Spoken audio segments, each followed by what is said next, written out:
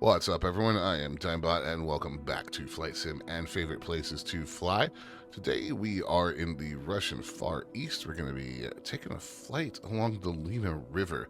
Get ourselves a Cessna C400 Corvallis TT to make the trip a little more exciting.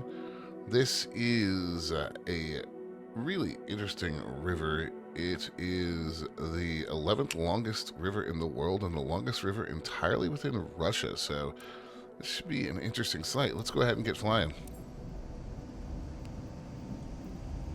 Right, guys, as you can see, not much of a runway here. Could be just fine. Shouldn't have any problems getting this thing off the ground.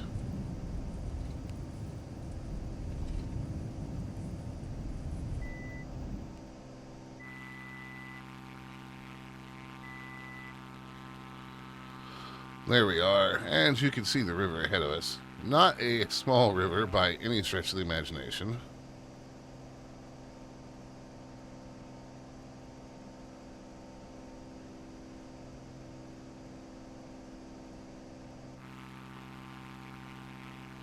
Now, interestingly, contrary to what a lot of us in North America are used to, the Lena actually flows to the north.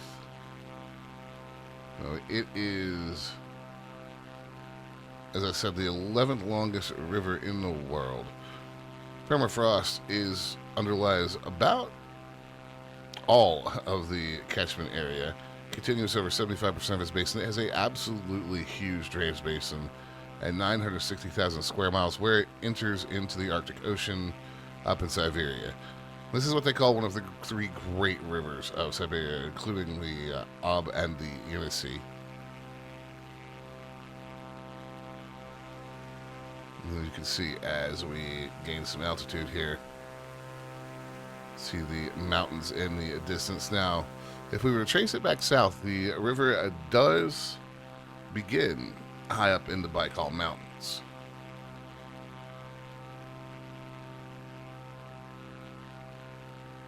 And this river is navigable over a length of 3,540 kilometers. So you have a total length of 4,294 kilometers. 3,540 kilometers means that a good chunk of it is actually navigable.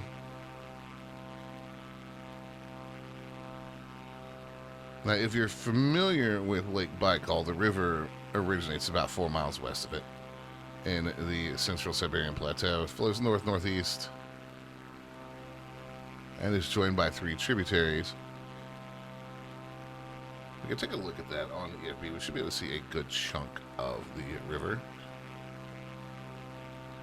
And of course, I am currently headed south. Here is where it enters into the Arctic Sea.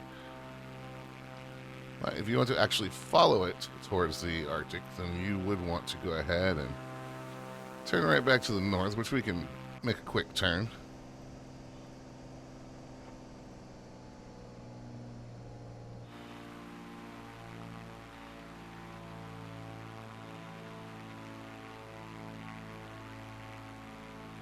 Again, as you can see, it's a nice wide river.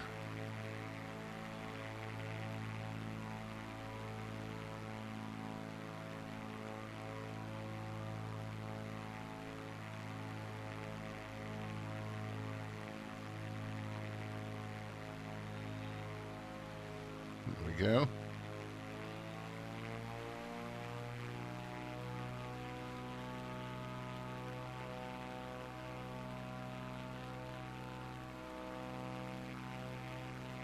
And quite striking with those islands out in the middle of it.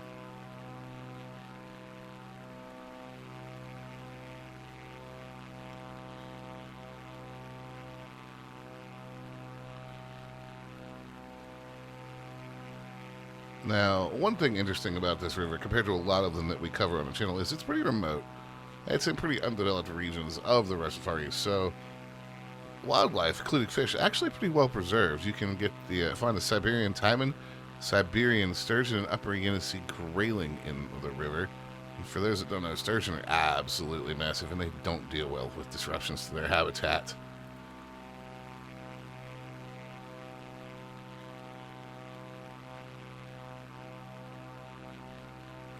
Really, really cool flight here. There are not a lot of airports along the river. That's one of the reasons that I chose Sanger. You can, of course, find the river and start in the air wherever you want to. I just always prefer to take off from airports. Speaking of, there is our strip just over there. This is not much of a airport, but it served its purpose.